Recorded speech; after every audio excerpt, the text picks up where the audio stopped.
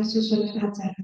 Susunan acara yang pertama yaitu pembukaan, yang kedua menyanyikan lagu kebangsaan Indonesia Raya, yang ketiga sambutan dari Ibu Kepala Sekolah, yang keempat doa, dan yang kelima penyampaian materi diseminasi budaya positif kepada peserta. Untuk memasuki acara yang pertama, pembukaan, kita buka acara siang hari ini dengan bacaan basmalah. Bismillahirrahmanirrahim. Untuk memasuki acara yang kedua, yaitu menyanyikan lagu kebangsaan Indonesia. Kepada yang bertugas kami persilahkan.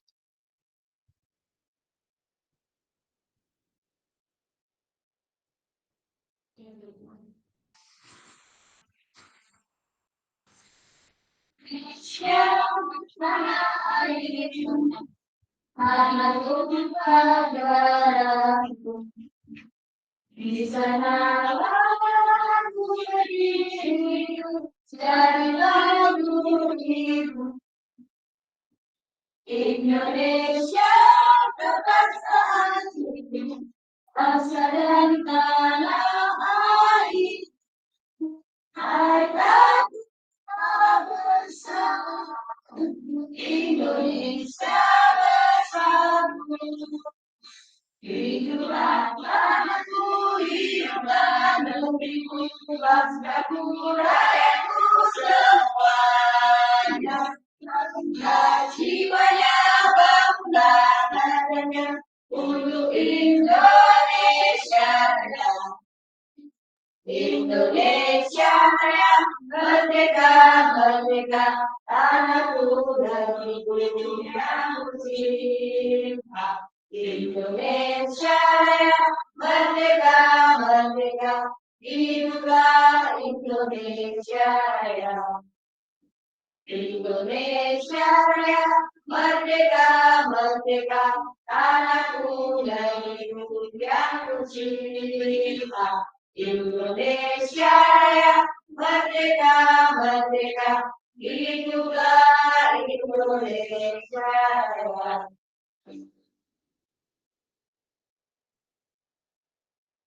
Terima kasih Ibu-Ibu dimohon untuk duduk kembali. Memasuki acara yang ketiga yaitu sambutan dari Ibu Kepala Sekolah. Kepada Ibu Ana Zulaini kami persilakan.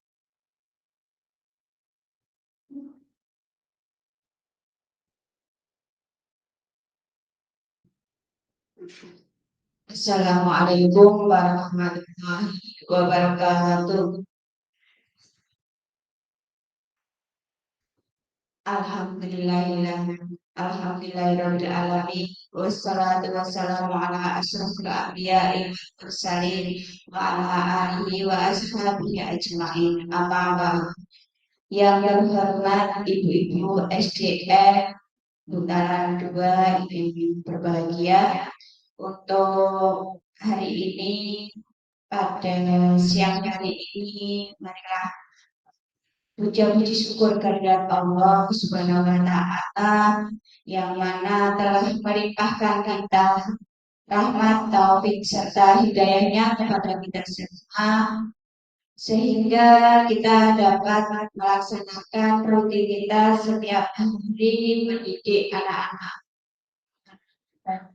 sebagai penerus bangsa dalam keadaan sehat walafiat. Salawat dan salam tak lupa kita curahkan kepada junjungan kita Nabi besar Muhammad Rasulullah Shallallahu Alaihi Wasallam, yang mana telah menunjukkan kita dari jalan jahiliyah menuju jalan Islamiyah. Ibu-ibu guru SDN Putaran 2 yang berbahagia, pada siang hari ini kita akan menyaksikan, kita akan mengikuti diseminasi dari Bu Indiati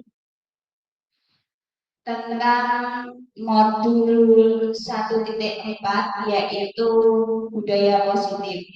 Jadi apa yang disampaikan oleh Bu Indiati ini merupakan rangkaian dari kegiatan guru penggerak angkatan 9. Nah, temanya untuk modul 1.4 ini adalah budaya positif. Nah, kita di sini alhamdulillah untuk SDM Enggalang 2 ini kita sudah memiliki 2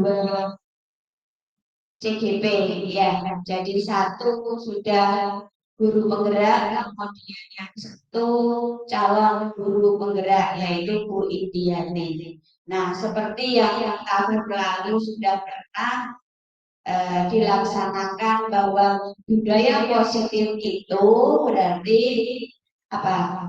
Jadi apa yang perlu kita lakukan di sekolah seperti pembiasaan yang mana mengantarkan anak itu memiliki kebiasaan yang baik, ya. Jadi kebiasaan yang baik bisa dimulai dari seperti kegiatan program-program yang telah kita lakukan. Nah, kemudian kita semua sudah membuat keyakinan kelas ya. Dan itu adalah bentuk bagaimana cara kita untuk menciptakan budaya positif di SDM Untalan 2. Nah, untuk keyakinan kelas semuanya sudah membuat dan sudah ditempel di dinding kelasnya masing-masing. Dan saya lihat alhamdulillah untuk murid kita sudah melaksanakan keyakinan yang menjadi kesepakatan mereka sendiri dengan baik. Ini khusus yang di kelas. Kemudian kita juga sudah melaksanakan, misalkan ada masalah, ya kita misalkan ada masalah tidak langsung dibentak atau memberi hukuman, ya, tapi kita sudah melaksanakan yang namanya segitiga restitusi. Nah, kita sudah mendapatkan ilmu tahun lalu tentang segitiga restitusi dan nanti mungkin ini di sini Bu Indi nanti akan memantapkan lagi bagaimana dan apa yang dimaksud dengan budaya positif. Sehingga apa? Dengan adanya pemantapan ini berarti budaya positif di SDN Untalan 2 ini diharapkan lebih baik dari tahun sebelumnya. Ngaten nggih? Kemudian banyak sekali ya untuk budaya positif kita seperti program yang sudah kita laksanakan yaitu sahur mentari, itu juga masuk budaya positif.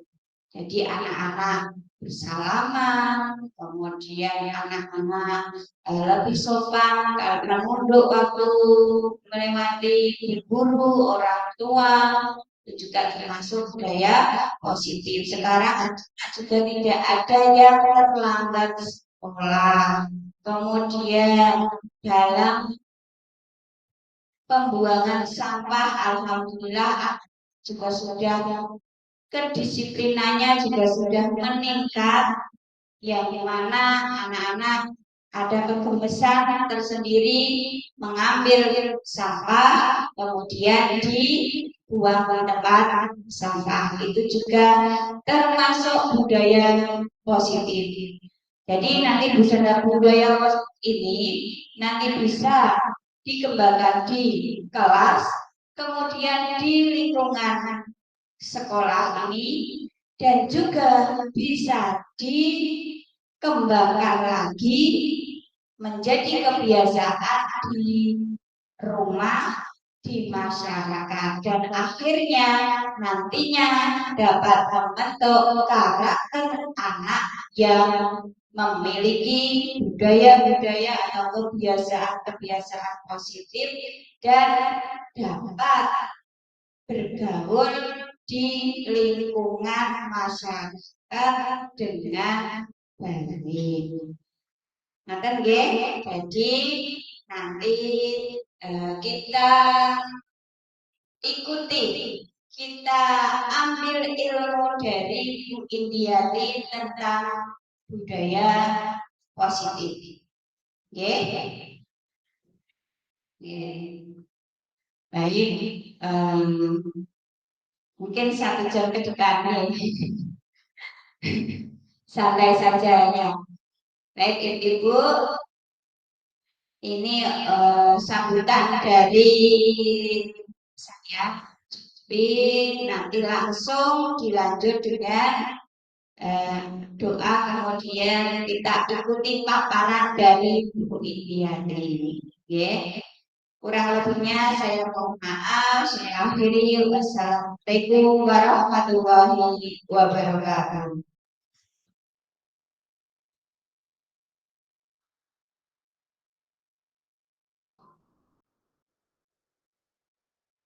Terima kasih, semoga apa yang disampaikan Bu Ana tadi dapat bermanfaat bagi kita semua. Acara yang selanjutnya yaitu doa. Dan untuk acara inti setelah doa yaitu paparan materi diseminasi budaya positif. Sebelum doa, saya mohon undur diri bila ada salah kata, mohon maaf yang sebesar-besarnya. Usikum nafsi bitaqwallah. Wassalamualaikum warahmatullahi wabarakatuh.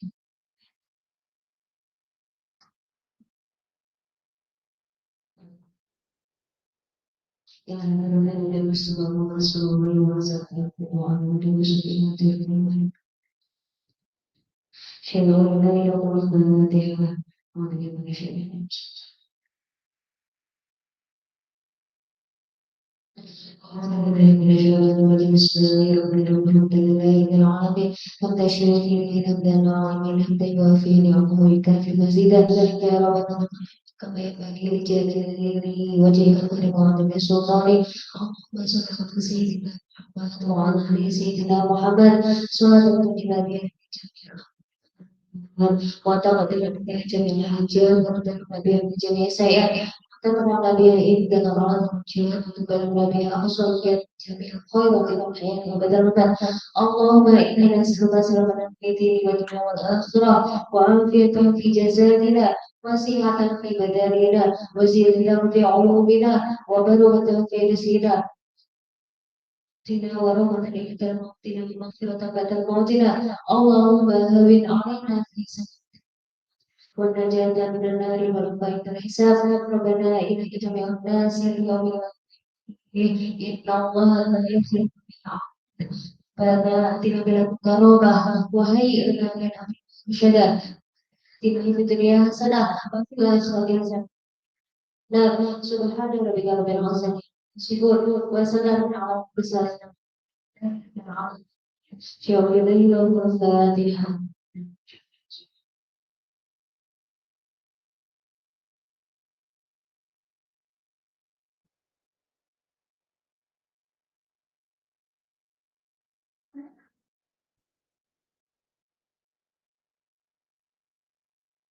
Terima kasih atas waktunya yang sudah diberikan kepada saya. Yang saya hormati, langsung saja ya, karena waktunya juga sudah berjalan. Yang saya hormati Bu Kepala Sekolah, yang saya hormati juga Ibu Guru, mulai dari kelas 1 sampai dengan kelas 5, guru BPI yang berbahagia. Pertama-tama marilah kita panjatkan puji syukur atas kehadiran Allah Subhanahu wa taala yang mana di siang hari ini kita bisa berkumpul dalam agenda diseminasi budaya positif dalam keadaan sehat walafiat. Tak lupa salawat serta salam kita curahkan kepada Nabi Muhammad SAW yang insya Allah nantinya akan dinantikan syafaatnya di yaumul qiyamah. Sebelum saya mengawali kegiatan siang hari ini, ada sedikit pantun. Jalan-jalan rumah Bu Atun. Jangan lupa memberi sepatu. Assalamualaikum warahmatullahi wabarakatuh.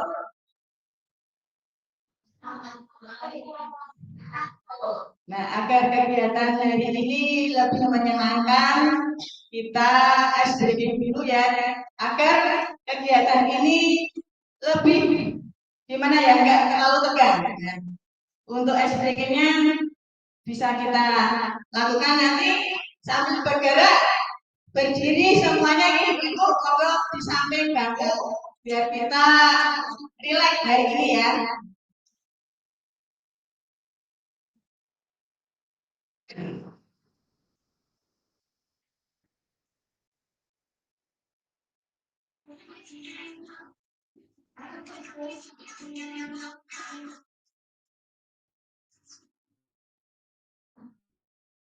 Tangan diputar,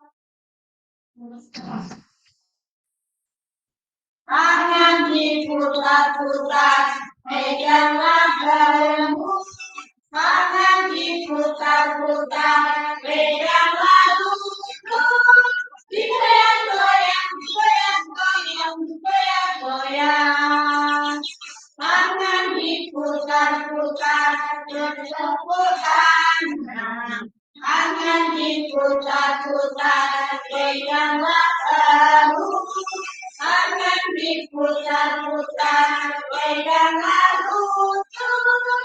Digoyang-goyang, digoyang-goyang, digoyang-goyang. Diputar-putar, diputar ke atas. Diputar-putar, diputar ke bawah. Diputar-putar, diputar ke kanan. Diputar-putar, diputar ke kiri.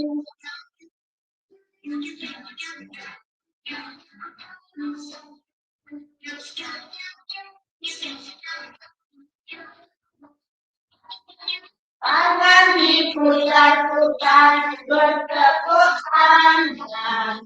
Tangan diputar-putar, peganglah bahu. Tangan diputar-putar, peganglah lutut. Digoyang-goyang, digoyang-goyang, digoyang-goyang. Tangan diputar-putar, bertepuk tangan. Tangan diputar-putar, peganglah bahu. Tangan diputar-putar, peganglah lutut. Digoyang-goyang, digoyang-goyang, digoyang-goyang. Sudah, terima kasih. Luar biasa, ada tepuk tangan. Nah, sebelum saya mengawali kegiatan di siang hari ini, saya menyampaikan hasil dari pendidikan guru penggerak yang selama saya ikuti selama 2 bulan. Perkenalkan, nama saya Indi, SPD, TGP Angkatan 9, kelas 6A, SDN Bundaran 2. Di siang hari ini saya akan menyampaikan tentang budaya positif modul 1.4.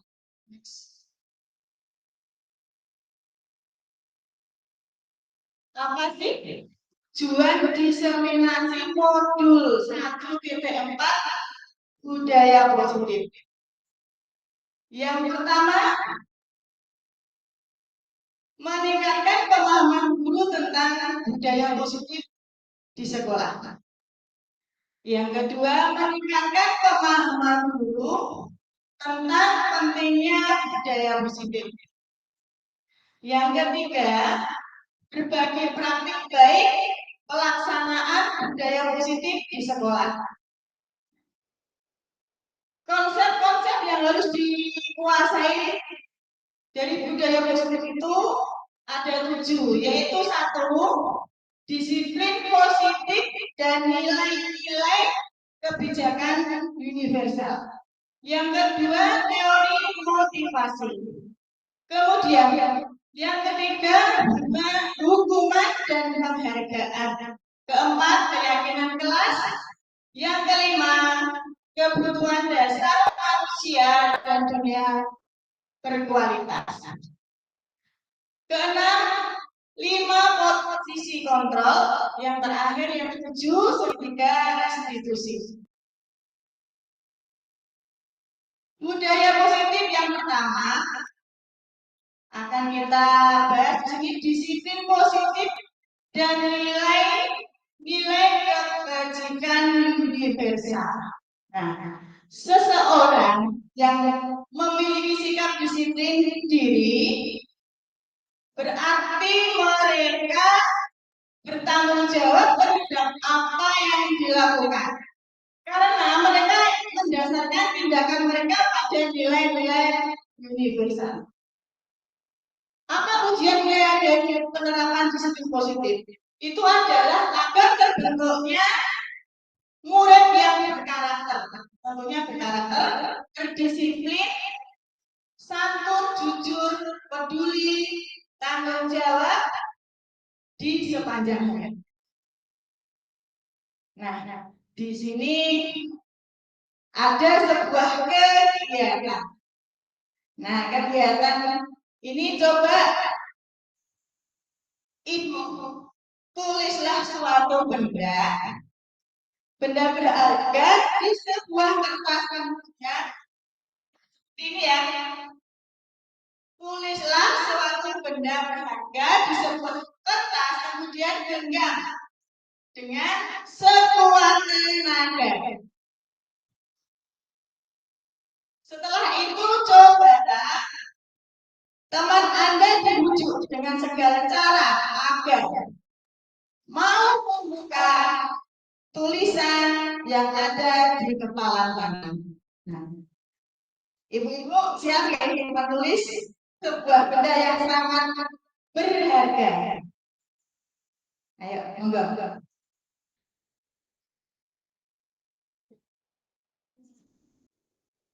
Ditulis bisa ditulis di kertas.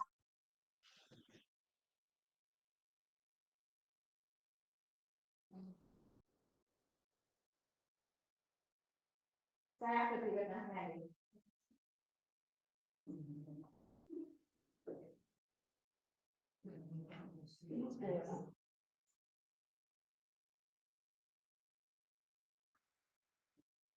Monggo ditulis dulu. Ibu sama ya? Ayo. Apa ya? Coba juga masuk ke tenaga. Jangan sampai kelihatan kalau bisa. Kira-kira coba tulis dengan Bu Ana. Nah, coba meminta kertasnya benda berharga apa yang tadi ditulis sama Bu Ana, coba dirayu supaya tulisan kertas yang ada di kepala tangan diberikan. Kira-kira mau memberikan apa tidak? Monggo. Bu Ana, ya, tolong dong buka sedikit saja tulisan yang setelah Ibu buat di kediaman. Tulis sedikit saja. Nanti saya ganti dengan bakso. Sekarang itu panas. Gimana? Apa nanti saya ajak jalan-jalan nanti gratis Bu? Gimana? Saya ingin tahu kamu apa yang dengan tulis tadi. Ya udah, gimana? Terakhir kan ya, saya kenal dengan HP ini. Nah, saya nggak bisa. Sekali lagi coba sampai sedikit saja mana, lihat. Alasannya sebenarnya kenapa kalau nggak boleh buka?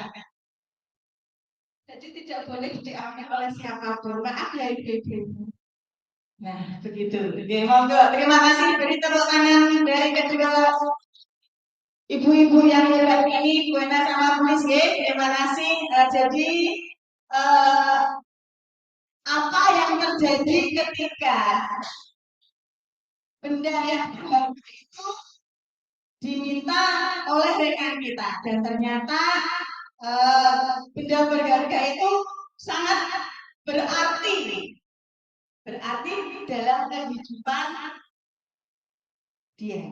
Seperti itu. Oke, bisa dipahami ibu-ibu ya, itu suatu rahasia yang tidak boleh diketahui oleh orang lain. Next. Selanjutnya untuk perubahan kontrol atau teori pilihan atau ilusi kontrol Dr. William James dalam kontrol teori. Yang pertama, ilusi guru mengontrol murid. Kemudian, ilusi bahwa semua penguatan positif, efektif, dan bermanfaat.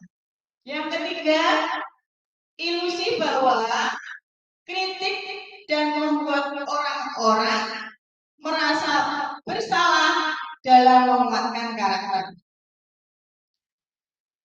Yang terakhir, yang keempat, ilusi bahwa orang dewasa memiliki hak untuk memaksa. Bagaimana seseorang bisa berubah dari paradigma stimulus respon kepada pendekatan dari kontrol? Ini menurut Stephen R. Covey, prinsip centered leadership tahun 1991 mengatakan bahwa bila kita ingin membuat kemajuan perlahan, sedikit-sedikit ubahlah sikap atau perilaku Anda. Namun, bila kita ingin memperbaiki cara-cara utama kita, maka kita perlu merubah kerangka acuan kita. Ubahlah bagaimana Anda melihat dunia. Bagaimana Anda berpikir tentang manusia, ubahlah paradigma Anda secara pemahaman dan penjelasan aspek-aspek tertentu tentang realitas. Nah, di sini ada perubahan paradigma stimulus respon teori kontrol. Bedanya stimulus respon dan teori kontrol itu apa? Nah, kita lihat ini di layar. Kalau stimulus respon itu realitas kebutuhan kita sama. Namun teori kontrolnya realitas kebutuhan kita berbeda. Stimulus respon, semua orang melihat hal yang sama. Teori kontrol, setiap orang memiliki gambaran berbeda. Lanjut, kita mencoba mengubah orang agar berpandangan sama dengan kita. Teori kontrol, kita berusaha memahami pandangan orang lain tentang dunia. Stimulus respon, perilaku buruk dilihat sebagai suatu kesalahan. Teori kontrol, semua perilaku memiliki tujuan. Orang lain bisa mengontrol saya. Teori kontrol, hanya Anda yang bisa mengontrol diri Anda. Stimulus respon, saya bisa mengontrol orang lain. Untuk teori kontrolnya, Anda tidak mengontrol orang lain. Yang terakhir, bisa baik teori kontrol berisi konsensus menciptakan pilihan-pilihan baru. Apa sih makna disiplin di sini? Nah, makna disiplin berasal dari kata Latin yaitu disiplin yang artinya belajar. Disiplin diri itu membuat orang mengalami potensi menuju sebuah tujuan yang apa? Yang dihargai. Namun dalam budaya kita, makna kata disiplin telah berubah menjadi sesuatu yang dilakukan seseorang pada orang lain untuk mendapatkan kepatuhan. Kecenderungan umum adalah menghubungkan kata disiplin dengan ketidaknyamanan dan dengan apa yang kita hargai atau pencapaian suatu tujuan kita. Tujuan kita melakukan sikap disiplin itu apa sih? Yang pertama itu yang jelas untuk menciptakan suatu keteraturan dalam diri. Yang kedua untuk membuat dan memperbaiki kebiasaan-kebiasaan buruk yang kita lakukan. Yang ketiga membantu dan mengembangkan pengendalian atas diri. Yang terakhir untuk menciptakan fisik agar seseorang dapat mencapai sasaran tertentu dalam hidupnya. Nah, ini nilai-nilai kebajikan universal. Nilai-nilai kebajikan universal. Nilai-nilai kebajikan adalah sifat-sifat positif manusia yang merupakan tujuan mulia yang ingin dicapai setiap individu. Nah, nilai-nilai tersebut bersifat universal dan lintas bahasa, suku, bangsa maupun latar belakang. Setiap perilaku atau perubahan itu memiliki suatu tujuan. Menurut Dr. William Glasser pada teori kontrol di tahun 1984. Dengan mengaitkan nilai-nilai kebajikan yang diyakini seseorang maka motivasi intrinsiknya akan terbangun sehingga menggerakkan motivasi diri dalam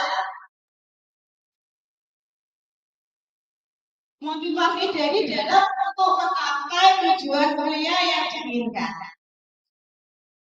Selanjutnya nilai-nilai kebajikan yang ingin dicapai oleh setiap anak Indonesia kita kenal dengan profil pelajar Pancasila. Yaitu tentunya ini sudah diterapkan di kelas masing-masing ya. Coba kita nyanyikan bersama-sama lagu profil pelajar Pancasila. Yes, saran-saran ya Bapak Ibu biar suasana kita lebih menyenangkan dan tidak angkok ya dalam kegiatan hari ini di siang hari ini ya. Monggo 1, 2, 3. Car Pancasila beriman dan takwa pada Tuhan yang Esa.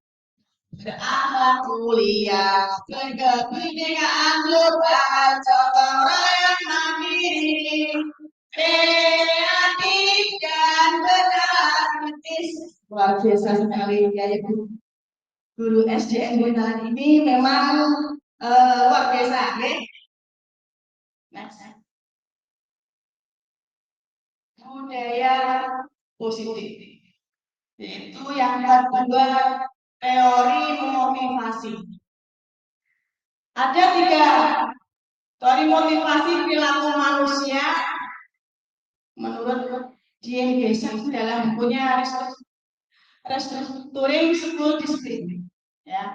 Yang pertama untuk menghindari ketidaknyamanan atau hukuman itu ada kata seperti ini. Apa yang akan terjadi apabila saya tidak melakukannya? Ya, ini termasuk motivasi eksternal. Kemudian yang kedua, untuk mendapatkan imbalan dari orang lain atau institusi. Ada kata di sini apa yang akan saya dapatkan apabila saya melakukannya. Nah, ini termasuk apa? Motivasi eksternal. Luar biasa. Yang ketiga, untuk menjadi orang yang mereka inginkan dan menghargai diri sendiri dengan nilai-nilai yang mereka percaya. Di sini ada kata saya akan menjadi orang yang seperti apa bila melakukannya. Kira-kira internal, motivasi internal. Ini ada yang merupakan tujuan disiplin positif. Next. Di sini ada seorang tokoh. Ya. Tokoh siapa itu? Ki Hajar Dewantara. Merdeka menurut Ki Hajar Dewantara. Merdeka itu artinya tidak hanya terlepas dari perintah, akan tetapi juga cakap buat memerintah diri sendiri. Nah, jadi merdeka itu dalam arti memerdekakan murid. Kita mengajar basisnya berpusat kepada murid. Jadi suatu sesuai dengan kebutuhan murid. Mampukah kira-kira murid kita diberikan materi yang seperti ini? Sebagai guru haruslah pintar-pintar bagaimana cara agar siswa kita dapat mudah menerima pelajaran yang sudah disampaikan sesuai dengan kebutuhan, sesuai bakat dan minat mereka. Dan kita sebagai guru tidak bisa memukul sama dengan murid kita karena siswa itu mempunyai kemampuan sendiri-sendiri. Nah, seperti itu. Budaya positif yang ketiga yaitu hukuman dan penghargaan. Hukuman, konsekuensi, dan sanksi. Dihukum oleh penghargaan. Saat kita berbakti menjanjikan hadiah kepada anak-anak agar berperilaku bertanggung jawab atau kepada seorang murid akan mempelajari sesuatu yang baru atau kepada seorang karyawan agar melakukan pekerjaan yang berkualitas, kita sedang berasumsi mereka tidak dapat melakukannya atau mereka tidak akan memilih untuk melakukannya. Ini menurut Al-Fiqh. Next.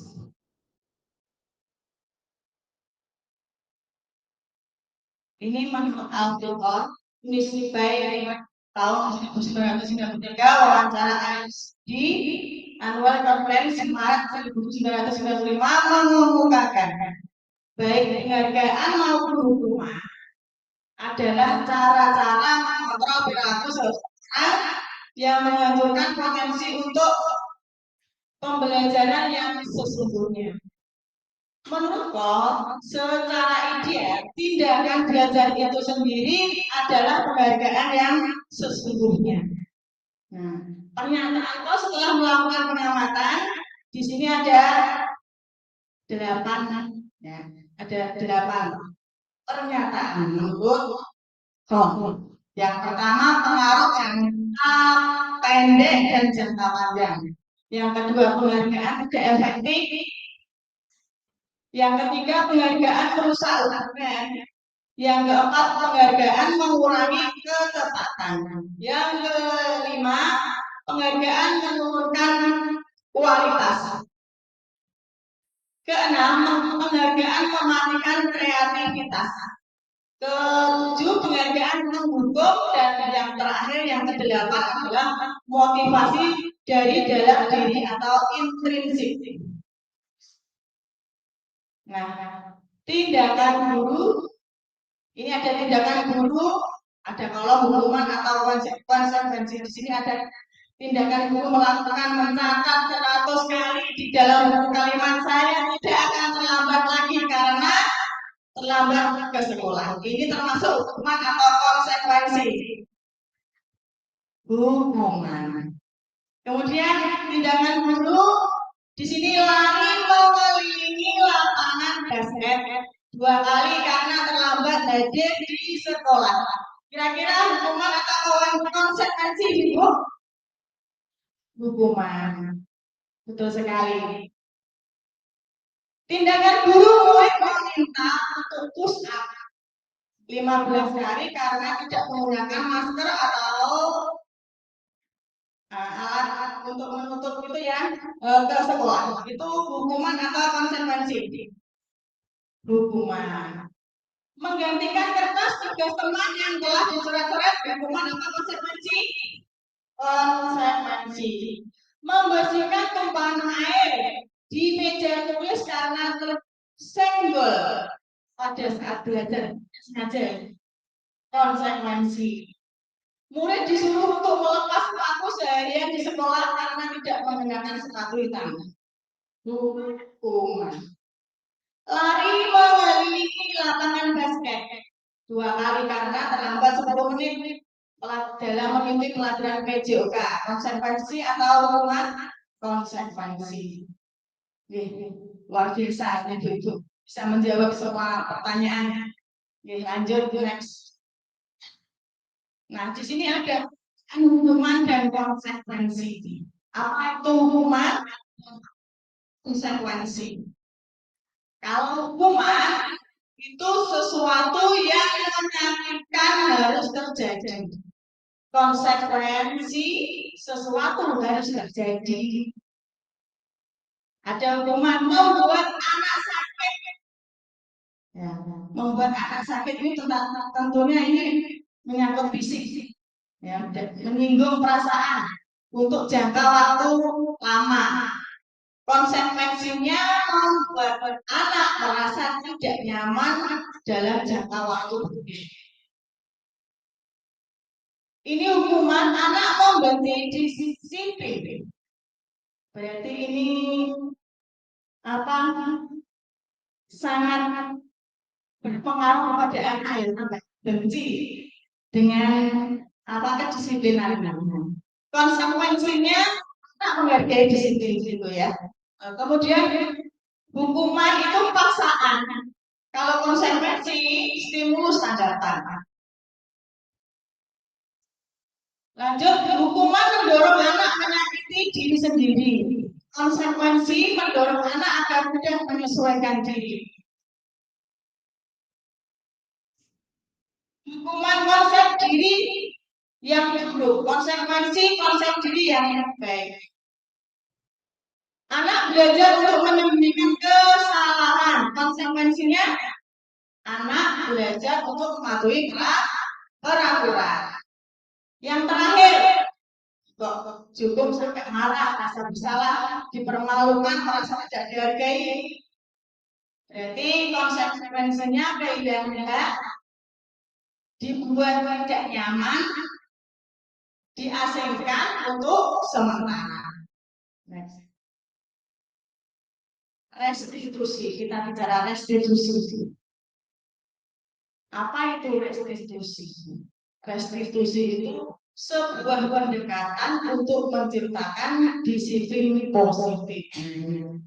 Nah, restitusi itu adalah proses menciptakan kondisi bagi murid untuk memperbaiki kesalahan mereka, ya, sehingga mereka bisa kembali pada kelompok mereka dengan karakter yang lebih kuat.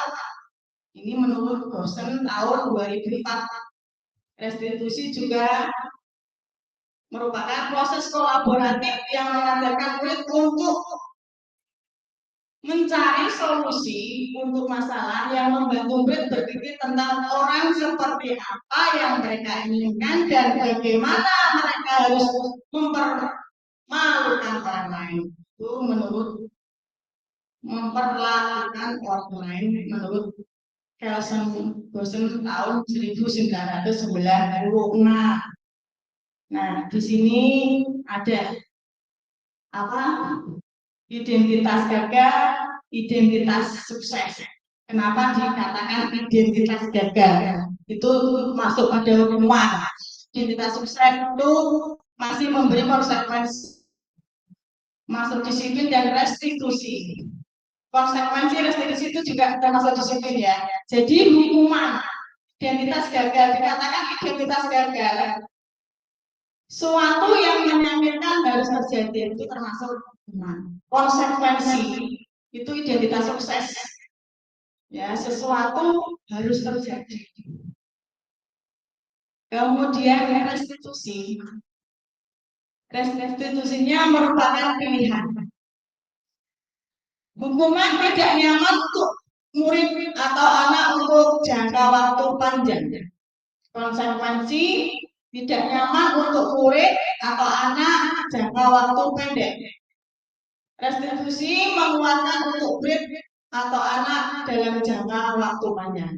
Nah, Bapak Ibu bisa dengan lihat di layar monitor ya. Yang ketiga, korban mendapatkan keadilan. Konsekuensi korban bisa diabaikan. Si korban mendapatkan. Next. Nah, ini 9 ciri. Ada 9 ciri restitusi. Yang pertama, bukan untuk menebus kesalahan, namun untuk belajar dari kesalahan. Yang kedua, memperbaiki hubungan. Yang ketiga, tawaran bukan paksaan. Yang keempat, restitusi menuntut untuk melihat ke dalam diri. Kelima, restitusi mencari kebutuhan dasar yang mendasari tindakan. Yang keenam, restitusi diri adalah cara yang paling baik. Yang ketujuh, restitusi fokus pada karakter, bukan tindakan. Yang kedelapan, restitusi fokus pada solusi. Yang terakhir, yang kesembilan, restitusi mengembalikan murid yang berbuat salah pada kelompoknya.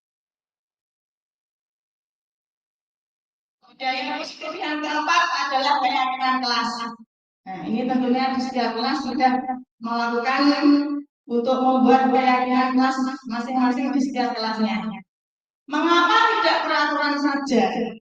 Mengapa harus keyakinan kelas? Nah, mengapa kita memiliki peraturan harus menggunakan helm bila mengendarai kendaraan roda 2? Itu merupakan keselamatan. Nah, selanjutnya, mengapa kita memiliki peraturan 3M? Menggunakan masker, mencuci tangan, dan menjaga jarak 1,5 meter. Untuk apa kira-kira? Untuk keselamatan dan kesehatan kita sendiri. Yang ketiga, mengapa kita memiliki peraturan harus datang tepat waktu pada saat mengikuti pelatihan? Berarti itu termasuk peraturan harus disiplin.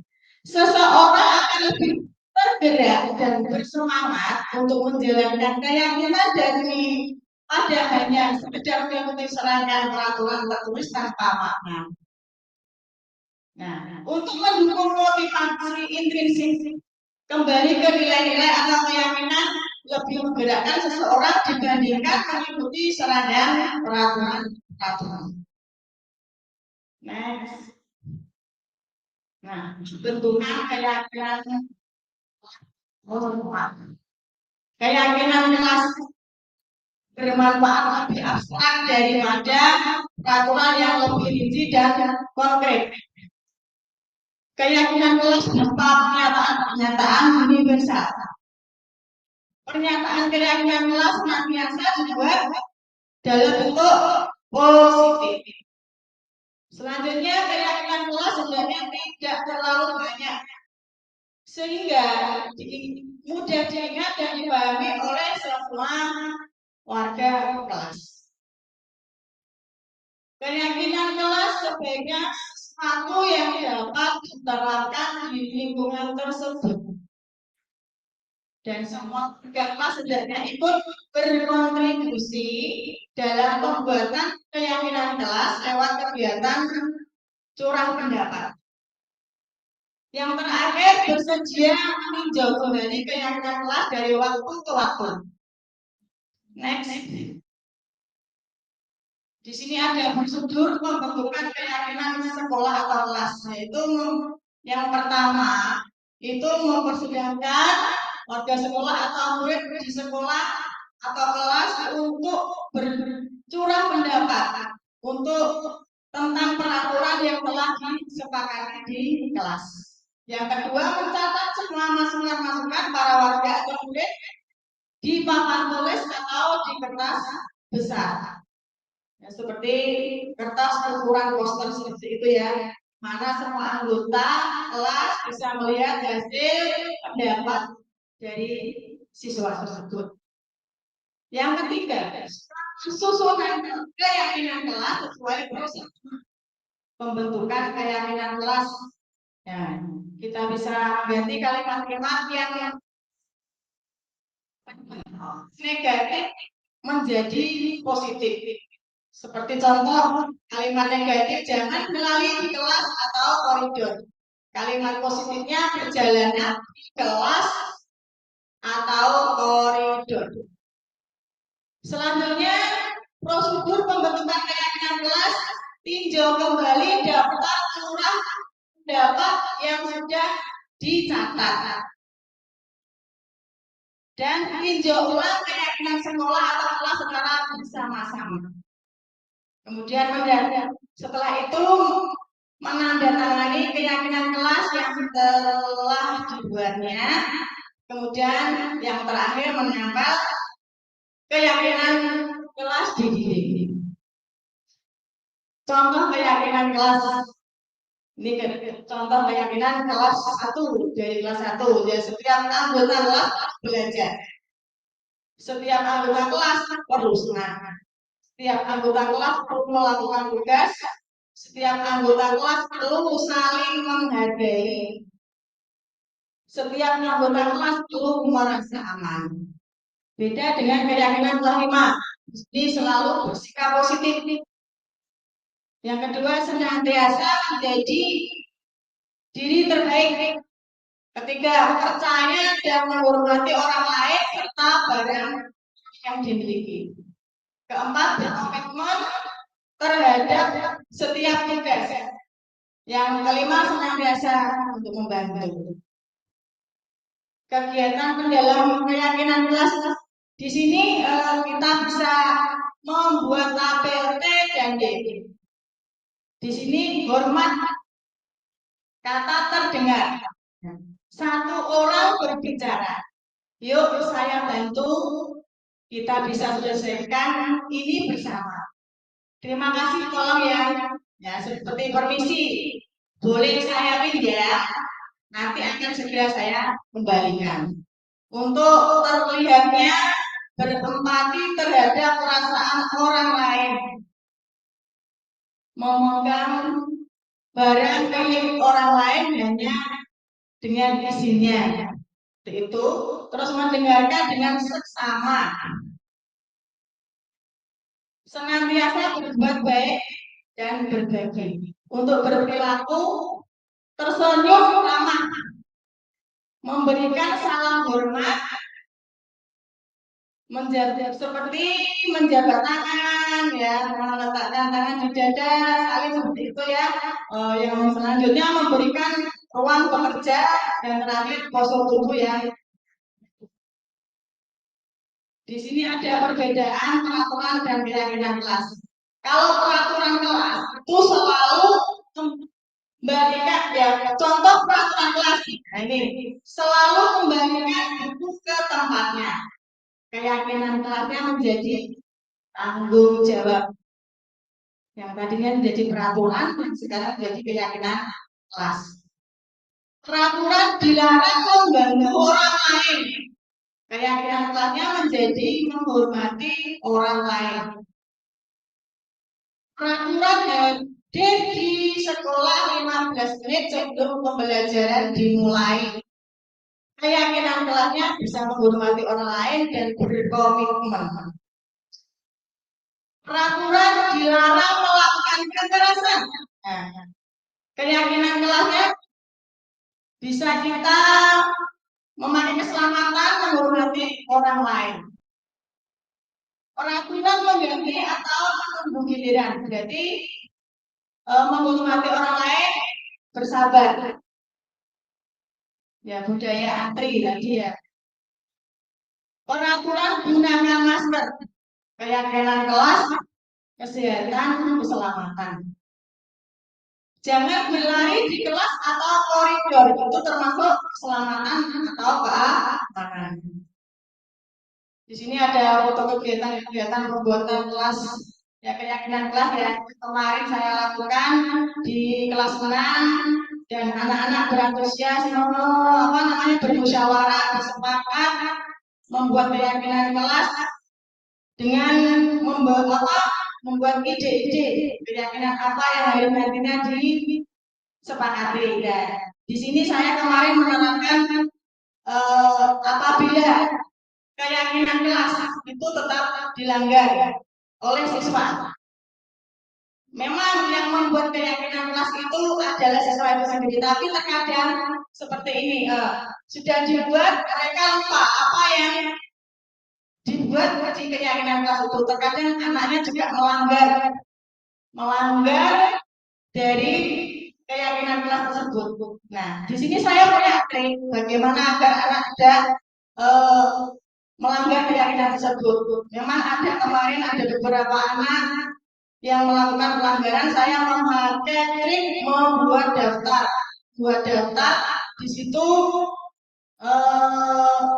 siswa yang melakukan pelanggaran keyakinan kelas. Jadi saya tulis nama dari semua kelas.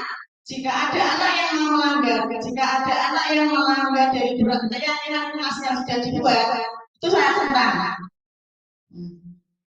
Pertama, saya tegur, tapi selanjutnya kok anaknya masih terus melakukannya, tidak, saya tentang lagi. Jadi di situ ada rekapan pelanggaran anak yang dilakukan, seperti itu trik saya. Dan alhamdulillah trik saya itu berjalan.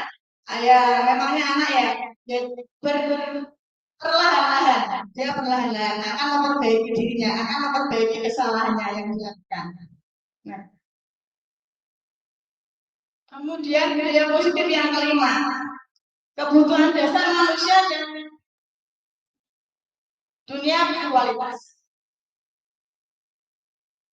Kebutuhan dasar manusia itu ada 5: bertahan hidup, kasih sayang dan rasa terima, penguasaan, kebebasan, yang kelima kesenangan. Di sini kebutuhan bertahan hidup itu bisa terpenuhi dengan makan, minum, berolahraga, memberi perlindungan, rasa aman, seperti itu.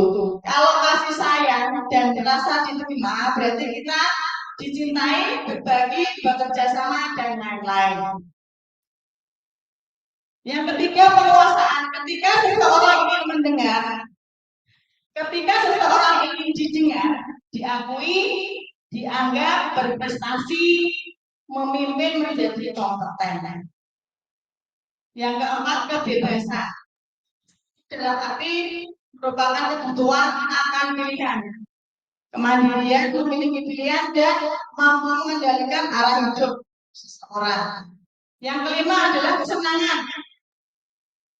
Kesenangan itu merupakan kebutuhan untuk merasa senang, yang mencari kesenangan bermain dan tertawa. Mengidentifikasi kebutuhan dasar manusia. Di situ jawaban Dimas ya. Aku merasa bangga dan keren. Kebutuhannya apa itu? Penguasaan. Kemudian biar bisa jalan-jalan naik mobil sama teman-temanku, berarti kebutuhan kasih sayang dan rasa diterima. Aku senang bisa pergi ke tempat-tempat yang aku suka. Kebutuhan apa kira-kira? Kebersamaan. Yang terakhir, menyetir mobil itu seru. Berarti kalau ada rasa senang, berarti senang gembira. Kita bisa dunia berkualitas. Dunia berkualitas adalah itu tempat khusus dalam pikiran Anda, tempat Anda menyimpan gambaran prestasi dari semua yang Anda inginkan. Dan yang belajar menyebutnya seperti semacam album foto, sehingga isinya tidak akan terlalu banyak, hanya akan terdiri dari beberapa hal saja yang sangat signifikan dan benar-benar terbaik dalam hidup Anda, membuat hidup Anda menjadi lebih bermakna. Kebutuhan dasar bersifat lebih umum dan universal, sedangkan dunia berkualitas lebih unik dan spesifik untuk setiap orang. Pos yang keenam yaitu 5 posisi kontrol. 5 posisi kontrol yaitu ada pendukung,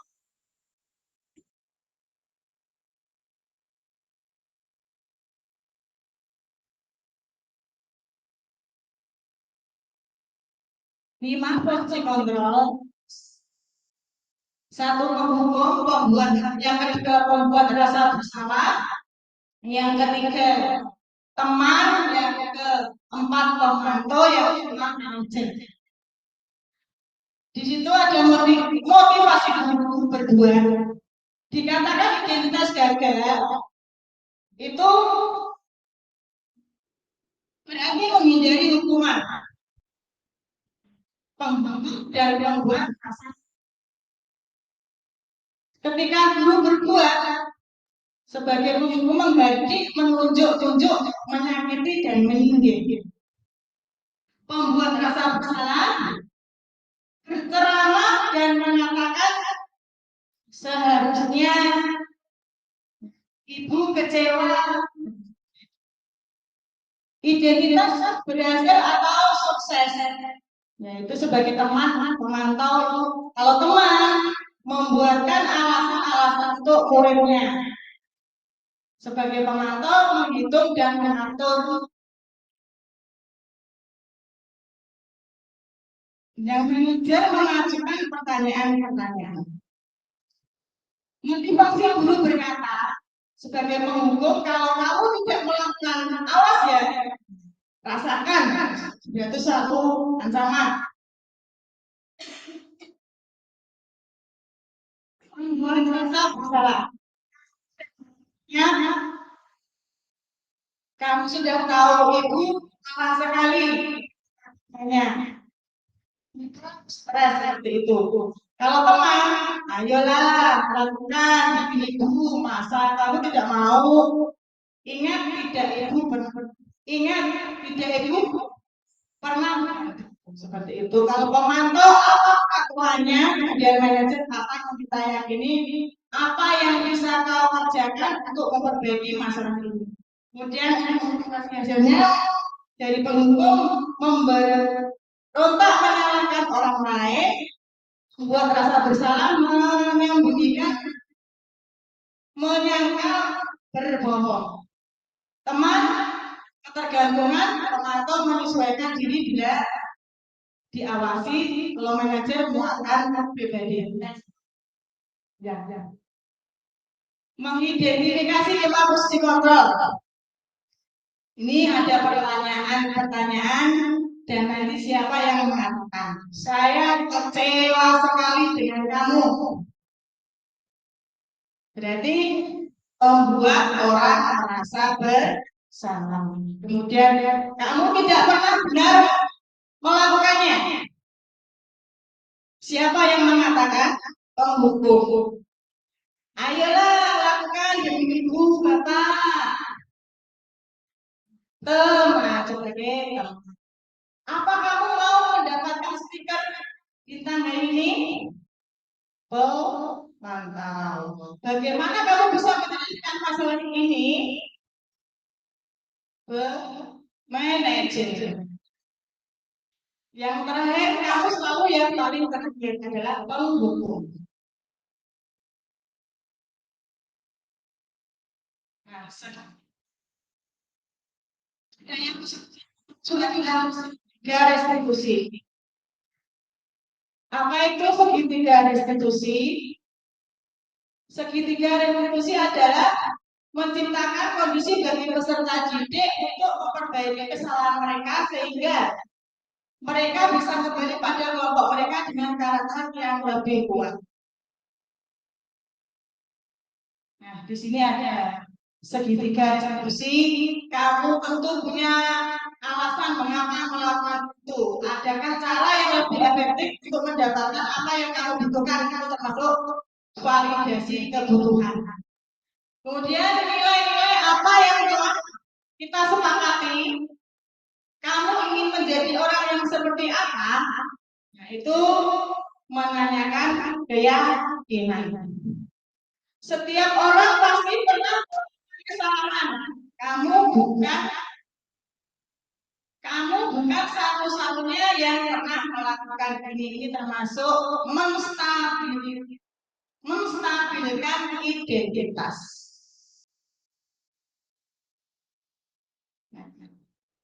Nah, menstabilkan identitas itu untuk membuat anak itu merasa gagal karena berbuat salah menjadi positif terhadap dirinya. Di sini ada guru berkata, berbuat salah itu hal yang manusiawi, tidak ada manusia yang sempurna. Bapak Ibu juga pernah berbuat salah, kita pasti bisa menyelesaikan permasalahan ini. Bapak Ibu tidak tertarik untuk mencari tahu siapa yang benar, siapa yang salah. Bapak Ibu lebih tertarik untuk menyelesaikan masalah. Kalau kamu menyalahkan dirimu sendiri terus-menerus, apakah kamu bersikap baik pada dirimu sendiri? Di sini ada validasi kebutuhan. Kebutuhan itu membantu mengenai basic need atau kebutuhan dasar yang ini ketika melakukan kesalahan ini. Di sini ada guru berkata, kamu bisa saja kan melakukan hal yang lebih buruk, tapi kamu tidak melakukannya. Kamu pasti punya alasan apa melakukannya. Apa yang penting bagi kamu? Kamu boleh tetap berusaha menjaga sikap itu, tetapi tambahkan sikap yang lain. Yang maukah kamu belajar cara lain untuk mendapatkan yang kamu butuhkan tanpa harus memukul? Itu yang terakhir, apakah kamu bisa melakukan dengan lebih baik besok lagi? Sekarang menanyakan keyakinan. Anak itu melihat kesalahannya di lingkungan sosial dan nilai-nilai yang mendasari manusia berinteraksi dengan orang lain. Berkata apa nilai yang kita percaya di kelas atau di sekolah kita? Nilai-nilai universal apa yang akan kita sepakatkan? Kelas yang ideal itu seperti apa sih? Kamu ingin jadi anak seperti apa? Apa yang kamu rasakan ketika kamu melakukan itu? Kamu menjadi orang yang seperti apa? Di sini ada contoh penerapan segitiga restitusi yang kemarin ada itu membuang sampah di depan halaman kantor. Ini, monggo disimak videonya.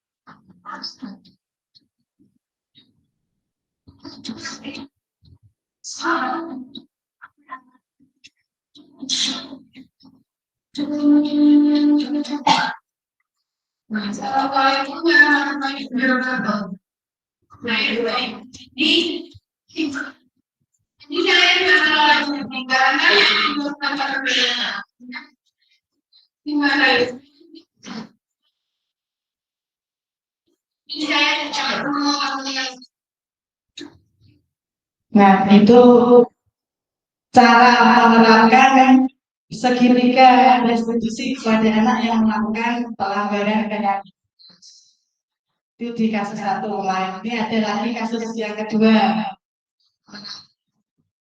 Lakukan dalam penerapan segitiga restitusi.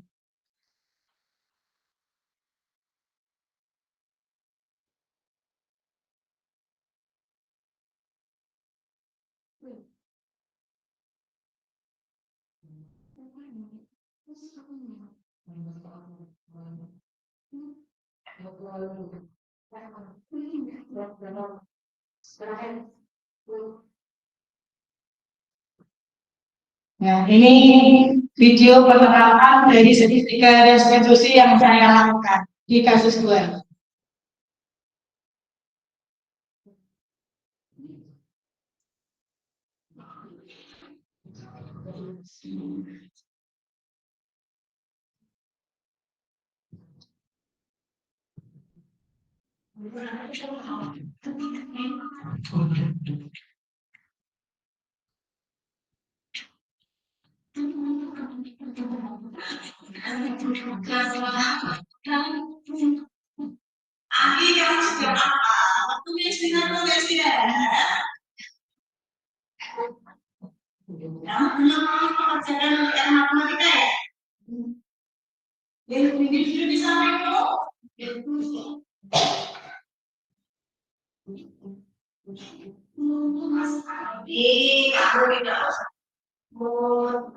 Saja yang tidak merasakan PR kemarin ada juga temanku yang tidak merasakan PR aku tidak PR rasanya sama-sama bisa tidak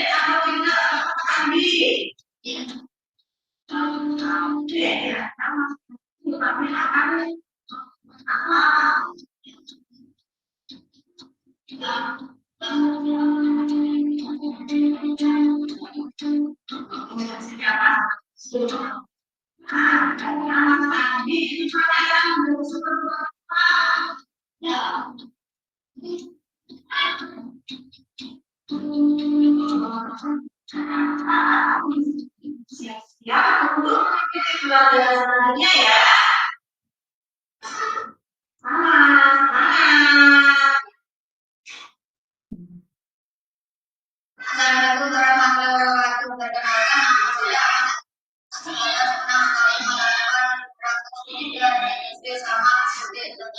Diajarkan mencari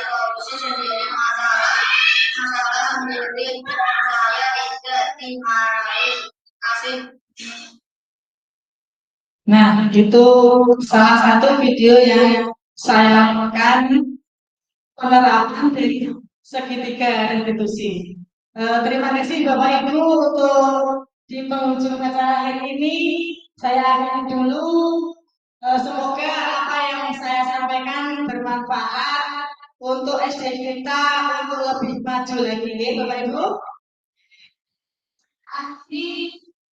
Wassalamualaikum warahmatullahi wabarakatuh.